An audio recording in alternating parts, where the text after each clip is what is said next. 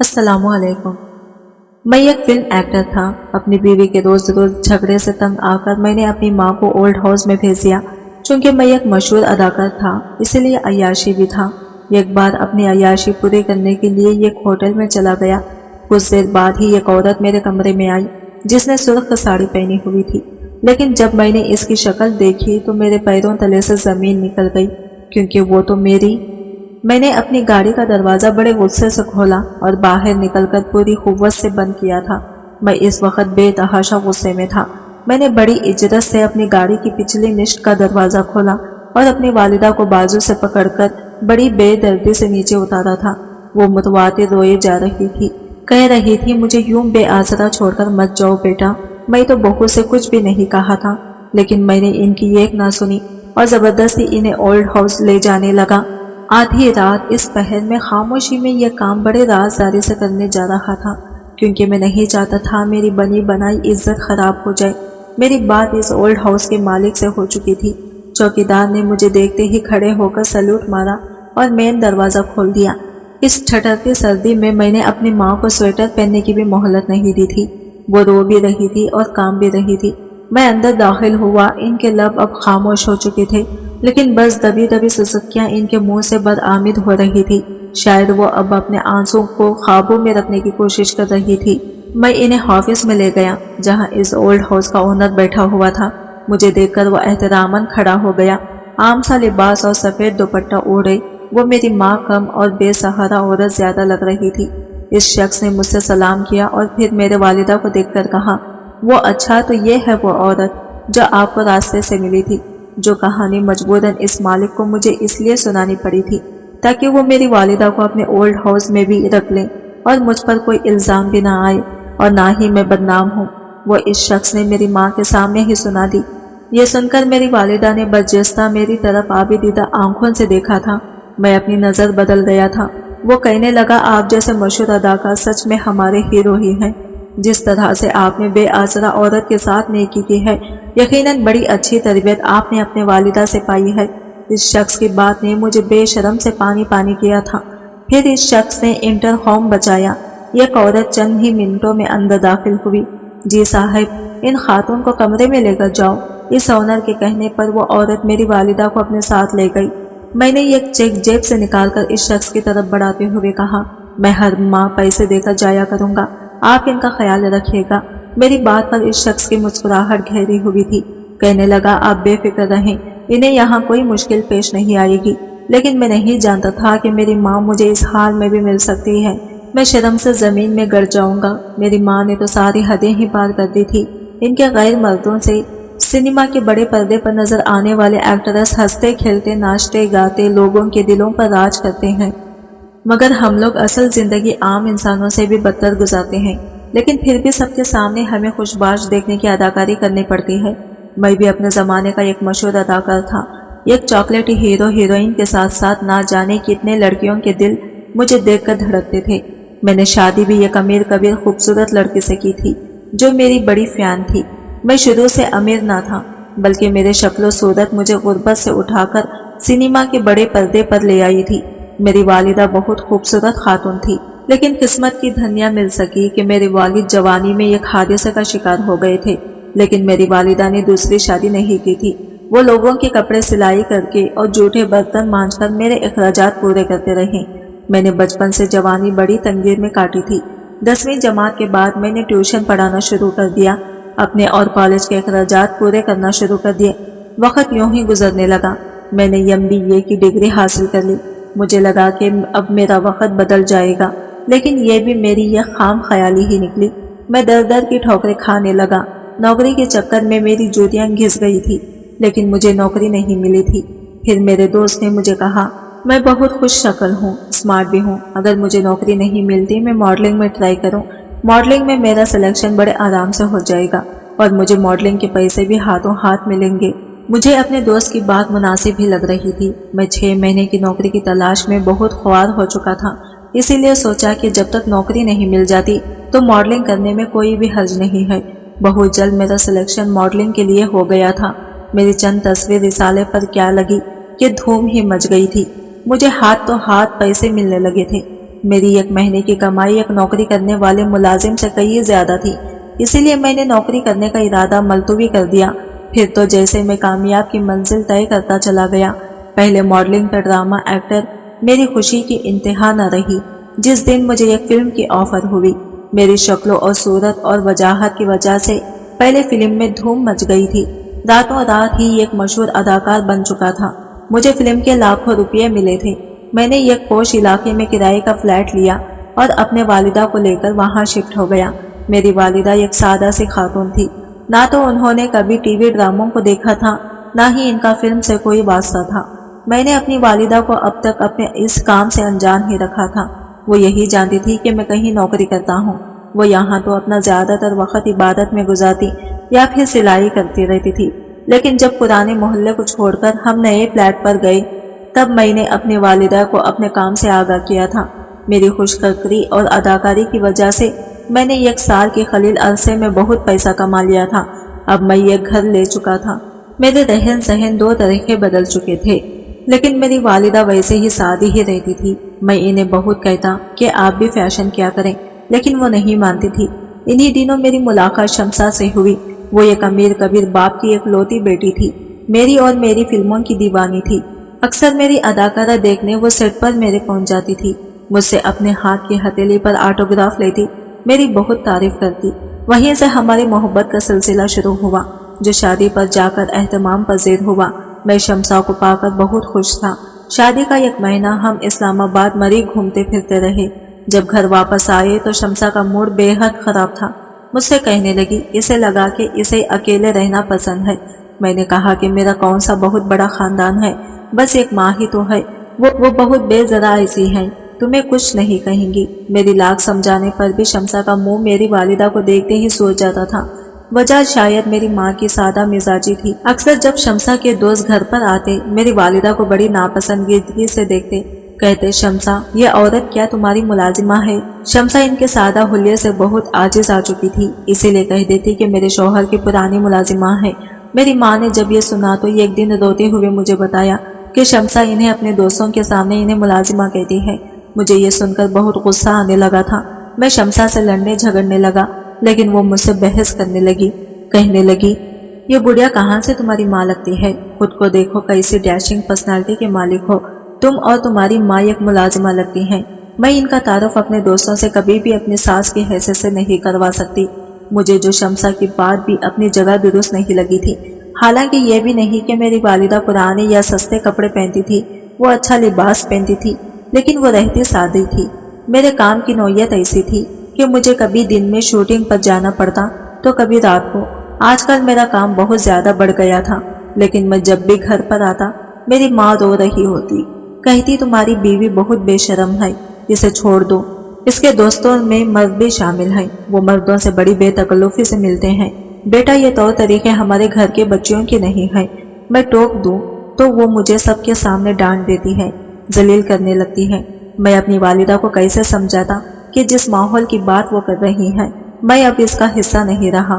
میری بیوی نے بچپن سے آزادانہ ماحول دیکھا ہے، جہاں مردوں سے بے تکلف ہونا برا نہیں سمجھا جاتا۔ اگر میں شمسا کو یہ سمجھاتا کہ وہ اپنا پہناؤ اور دوستی میں ذرا دیکھ بھال رکھے تو وہ مجھے حیرت سے دیکھنے لگتی، کہتی تم ایک فینسی ہیرو ہو کر کسی گھٹیا سوچ رکھتے ہو، جو کچھ تم ہیروئنز کے ساتھ کرتے ہو میں تو ایسا کچھ بھی اپنے دوست کے ساتھ نہیں کرتی جس سوسائٹی کا تم اور میں حصہ بن چکے ہیں۔ تمہاری ماں کی ہر وقت کی دخل اندازی ہمارے رشتے میں ضرور درار ڈال دے گی۔ مجھے امی کو ہی سمجھانا پڑتا کہ وہ چپ رہا کرے۔ مجھے اپنی بیوی پر بھروسہ ہے۔ میری بات سن کر میری ماں کے ماتھے پر بل پڑ جاتے تھے، کہنے لگتے تم تو شاید اندھے ہو چکے ہو یا پھر بے غیرت ہو گئے ہو، جو تمہیں نظر ہی نہیں آتا کہ تمہاری بیوی کیا کرتی پھرتی ہے۔ میں اپنی والدہ کی باتوں کو نظر انداز کرنے لگا تھا۔ وہ کچھ بھی کہتی میں چپ چاپ سن لیتا، لیکن شمسا سے کچھ نہ کہتا۔ چند ماہ بعد جب شمسا امید سے ہوئی تو میں بہت خوش تھا، لیکن شمسا نے کہا کہ اب یہ بچہ نہیں چاہتی، اسے لائف انجوائے کرنی ہے اور ابارشن کروانا چاہتی ہے۔ یہ بات تو مجھے بھی شمسا کی پسند نہیں آئی، لیکن میں اس کے سامنے اسے کچھ نہیں کر سکتا تھا کیونکہ اس کے والد بہت امیر تھے، آسر و سوخ رکھتے تھے، میری بہت سپورٹ بھی کرتے تھے۔ میں نے شمسا سے انکار نہیں کیا، لیکن جب اس بات کا علم میری والدہ کو ہوا تو وہ چپ نہیں رہی۔ کہنے لگی یہ تو قتل کے زمرے میں آتا ہے اور عورت تو بچے سے ہی مکمل ہوتی ہے۔ تمہاری بیوی بچہ نہ پالے میں سنبھال لوں گی، لیکن میں یہ گناہ اسے ہرگز نہیں کرنے دوں گی۔ میں نے شمسا سے یہی کہا کہ تم بچہ ضائع مت کرواؤ، کیونکہ یہ میری بھی خواہش ہے، پھر بچے کو پالنا سنبھالنے کی ذمہ داری میری ماں کی ہے۔ مشکل سے ہی صحیح وہ میری بات مان گئی۔ ہر کام کے لیے تو پہلے سے ملازمہ موجود تھی۔ شمسا اب ہر وقت بستر پر ہی بیٹھی رہتی تھی۔ میری ماں نے اس کا بہت خیال رکھا تھا۔ میرے گھر بیٹی پیدا ہوئی تھی، میری والدہ نے ہی اسے سنبھالا تھا۔ میں نے بھی شکر کیا تھا، کیونکہ اب میری والدہ اب میری بیٹی میں ہی مصروف رہتی تھی۔ شمسا کی وہی روٹین تھی۔ میرے مزاج میں بھی اب عیاشی آنے لگی تھی۔ میں شراب بھی پینے لگا تھا اور میرے غیر عورتوں سے تعلقات بھی بہت قائم ہونے لگے تھے۔ دوسرے ممالک پر جب میں شوٹنگ پر جاتا تو خوب عیاشی کرتا، کلبوں میں ڈانس کرتا، شرابیں پیتا، ہیروئن اور دوسری لڑکیوں کے ساتھ غیر اخلاقی تعلقات قائم رکھتا۔ میرے دل سے گناہ اور برائی کا خوف ختم ہو چکا تھا۔ مجھے اب کسی بات کی کوئی پرواہ تک نہ تھی۔ میں اپنی زندگی کے رنگینیوں کا عادی ہو چکا تھا۔ میری بیوی نے یک فسادی برپا کر دیا تھا۔ جب میری بیٹی نے اسکارف پہنا وہ کہنے لگی، مجھے اپنی بیٹی کو تمہاری ماں کی طرح جاہل نہیں بنانا، اسی لیے تم اپنی ماں کو خود سمجھا لو، میری بیٹی ان کے جیسی نہیں بنے گی۔ میری والدہ بھی اب چپ نہیں رہتی تھی، کہنے لگی کہ بچی میری بیٹی کی ہے، میرا خون ہے، اسے میں نے پالا ہے، اسی لیے اسے میں تمہاری طرح آوارہ نہیں بناؤں گی۔ یہ بات سننی تھی، شمسا نے تو طوفان ہی کھڑا کر دیا۔ میری بیٹی کو لے کر میکے چلی گئی۔ میں نے بہت روکا مگر کہنے لگی، اس گھر میں یا تو میں رہوں گی یا پھر تمہاری ماں۔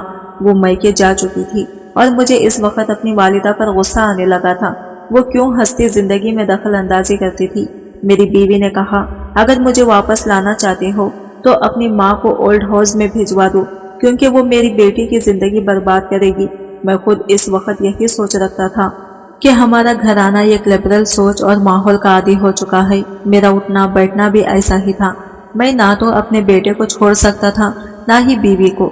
البتہ میری ماں ضرور یہاں سے اولڈ ہاؤس شفٹ ہو سکتی تھی، لیکن اب مسئلہ یہ تھا کہ جتنی میں دولت پا چکا تھا، اپنی ماں کو اولڈ ہاؤس چھوڑتا تو لوگ مجھ پر تھو تھو کرتے کہ بڑھاپے میں ماں کو اولڈ ہاؤس بھیج دیا۔ اسی لیے میں رات کے اندھیرے میں انہیں اولڈ ہاؤس چھوڑ آیا۔ میرا واپس پلٹ کر جانے کا کوئی ارادہ نہ تھا۔ وہاں سے میں سیدھا شمسا کو لینے چلا گیا۔ جب اسے پتا چلا کہ میں اپنی ماں کو چھوڑ آیا ہوں، وہ خوشی خوشی میرے ساتھ چلی آئی۔ اب میری بیوی مکمل طور پر آزاد تھی۔ دن بھر وہ کیا کرتی تھی کیا نہیں، مجھے اس بات سے کوئی غرض نہ تھا۔ مجھے بس یہ تھا کہ جب میں گھر واپس لوٹتا تھا تو مجھے گھر میں ہر وقت کی بحث نہیں ملتی تھی۔ میری بیٹی کا پہناؤ بدلنے لگا تھا۔ شمسا نے اسے بہت مہنگے اسکول میں داخل کرایا، جہاں دینی تعلیم کے بجائے انگریزی تعلیم اور طور طریقوں کی ہی اہمیت دی جاتی تھی۔ جیسے جیسے وقت گزرنے لگا تھا، میری عمر بڑھنے لگی تھی، میری اہمیت بھی اب کم ہونے لگی تھی۔ مجھے اب ہیرو کے بجائے ہیرو کے بڑے بھائی کا رول ملنے لگا تھا، پھر باپ کا۔ میری آمدنی کم ہونے لگی تھی، لیکن مجھے اس لیے بھی پرواہ نہ تھی کیونکہ میں بہت دولت اکٹھی کر چکا تھا۔ میری عیاشی کی عادت اب بڑھنے لگی تھی۔ میں نے اداکاری کم کر کے ڈائریکشن شروع کرتی تھی۔ میں ایک ڈائریکٹر بن چکا تھا۔ اب میں ہر نئی آنے والی لڑکیاں جو فلم میں کام کرنا چاہتی، انہیں اپنی فلمیں سائن کرنے سے پہلے اس کے ساتھ وقت گزارنے لگا تھا۔ جو حال لڑکیوں کا بھی اپنا ہی مزہ تھا۔ مجھے اب شمسا میں کوئی دلچسپی نہیں رہی تھی۔ ان میں بہت سی لڑکیاں متوسط گھرانے سے بھی آتی تھی، جنہیں اپنے گھر والوں کا پیٹ پالنے اور ان کے تن پر کپڑا ڈھانپنے کی خاطر میرے سامنے بے حجاب ہونا پڑتا تھا۔ کسی بے بس لڑکی کی بے بسی سے کھیلنے کی لطف مجھے کچھ زیادہ ہی آتا تھا۔ ایک ایکٹرس کے رول کے لیے بھی جب کوئی لڑکی آتی تو میرے کیمرے میں آنے سے پہلے اسے میرے کمرے سے گزرنا پڑتا تھا۔ لیکن میرے ہوش اس وقت اڑے جب میں ایک فلم کی شوٹنگ کے لیے اٹلی گیا تھا۔ اٹلی جیسے خوبصورت ملک میں میری ہر شام رنگینی میں گزر رہی تھی۔ ابھی بھی میں ایک ریسٹورنٹ میں اپنی ساری ٹیم کے ساتھ کھانا کھا رہا تھا، ساتھ میں شراب سے بھی لطف اندوز ہو رہا تھا، جب میرے سامنے ایک انگریزی رسالہ رکھا گیا۔ کہا گیا کہ ایک نئی لڑکی نے ماڈلنگ میں تہلکہ مچا کے رکھ دیا ہے۔ میں نے نشے سے چور آنکھوں سے وہ رسالہ کھولا تو وہ دیکھتا ہی رہ گیا۔ اس لڑکی کا وجود آفت لگ رہا تھا، بالکل آئیڈیل تھا۔ اس کا نیم بہن نہ لباس دیکھ کر میرا دل اس کی خواہش مند ہونے لگا تھا۔ اس لڑکی کا چہرہ ان تصویر میں اتنا واضح نہیں تھا، کہیں جالی دار نیٹ سے چھپایا گیا تھا۔ बहरहाल जो हुस्न वो चेहरे के अलावा दिखा रही थी मेरे तलब बढ़ाने के लिए काफ़ी था।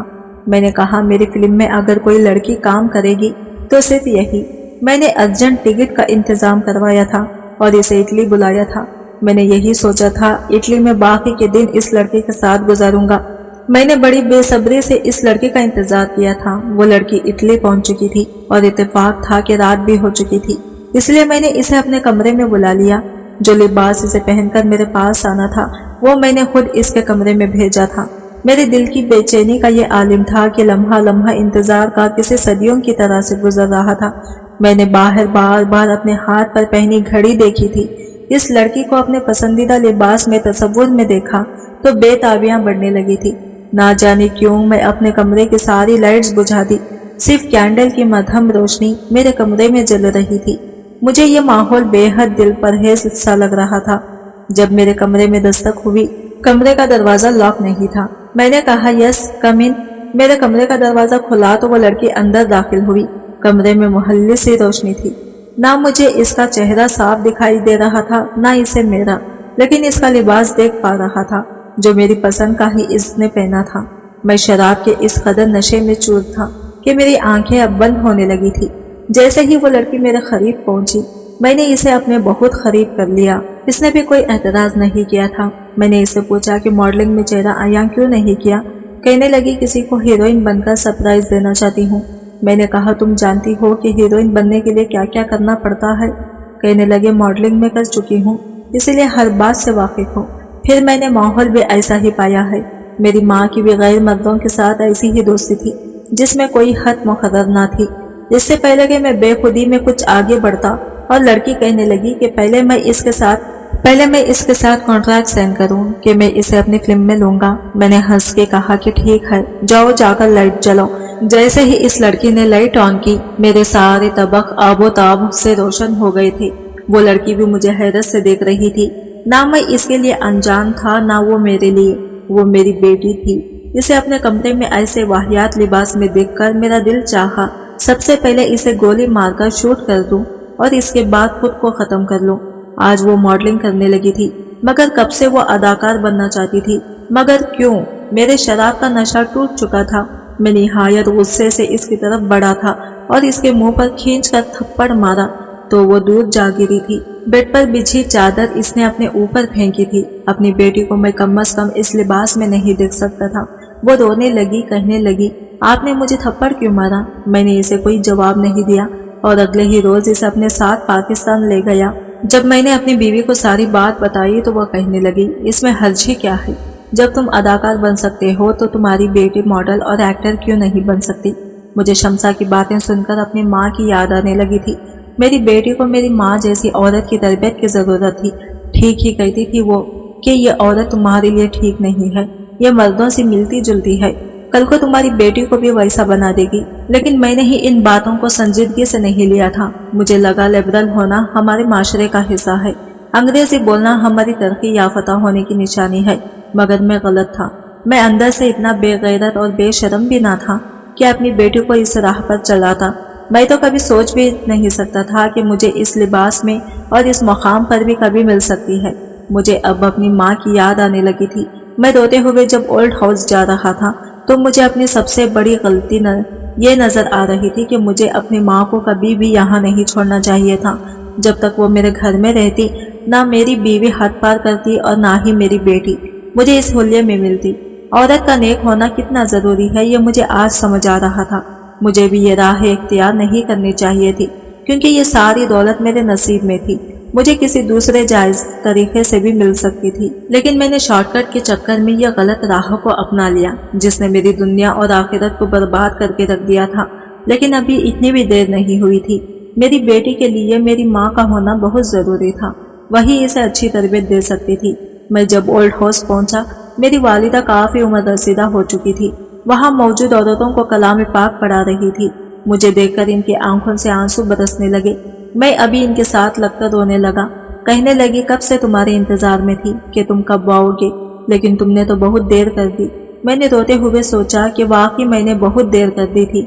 आज की वीडियो कहानी आपको कैसी लगी कमेंट करके जरूर बताइएगा, और वीडियो अच्छी लगी है तो लाइक शेयर जरूर कीजिएगा, हमारे चैनल को सब्सक्राइब करें। फ्रेंड्स, मिलते हैं अगले न्यू वीडियो के साथ, तब तक के लिए बाय बाय, टेक केयर, अल्लाह हाफिज।